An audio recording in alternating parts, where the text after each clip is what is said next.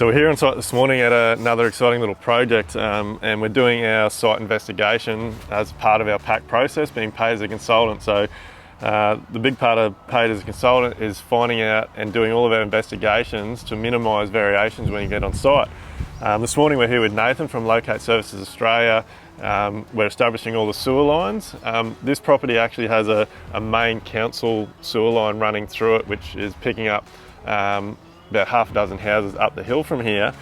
And as you can see from this mark on the ground here, so when this little extension or this deck was put on this house, it mustn't have any approvals, or something dodgy has gone on here, because when you're supposed to always be a minimum of 1 metre or 1.2 metres away from a main council main, and these two piers are sitting directly on top of the pipe. So Nathan's established a line of the existing sewer main.